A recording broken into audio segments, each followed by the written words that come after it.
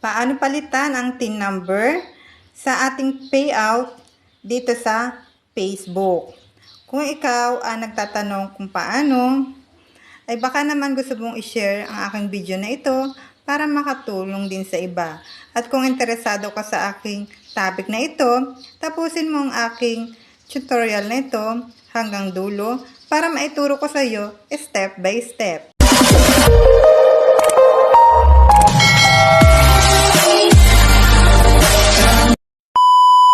Palitan ang TIN number sa iyong payout. Halimbawa kasi gumamit ka ng ibang TIN number ng family member mo at ikaw ay dati wala ka pang TIN number, ngayon nakakuha ka na. So, dapat talaga meron kang sarili. So, nakakuha ka na. Gusto mo na siyang palitan dun sa payout mo at hindi mo alam kung paano. Madali lang, sundan mo lang step by step. Pumunta ka lang sa iyong account, sa Facebook account mo. Itap ang Facebook. Itap ang tatlong guhit diyan sa taas. Then itong professional dashboard. Scroll mo lang pababa at hanapin mo itong tools. Itap mo yung tools na yan. Then ito na makikita mo. Itap mo itong payout. Ayan, kapag tap natin ang payout, ito yung lalabas. Itap natin itong nasa taas. Itong question mark na yan, itap mo lang yan. Tapos dito, itong may arrow na ito, itap mo yan.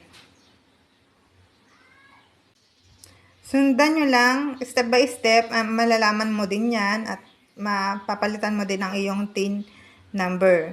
So, itong sa baba, yan may arrow, payout account. Itap natin itong how do I upload or update. Yan, may payout. Tax information. Then itong contact us. Maglalagay ka dito sa taas ng email mo. Then ito, yan may arrow na yan. Itong piliin natin. Performance bonus program. Yan dapat yung nakalagay ha. Tapos dito sa issue, task information. Tapos dito sa describe, the problem, yung problema, i-describe mo din yan, ilalagay mo.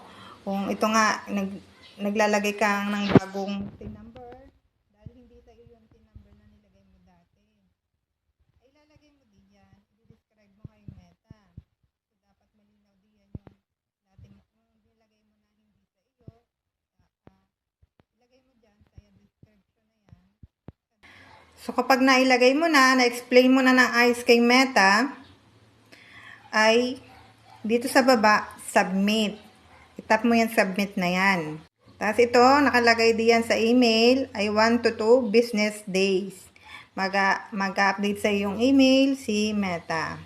So, i-check mo na lang ang email niya after ng 1 to 2 business days. Sana po ay nasundan mo ang aking tutorial na ito. At pakishare naman para malaman din ng iba sa nagtatanong kung paano magpalit ng ating TIN number sa ating Facebook account.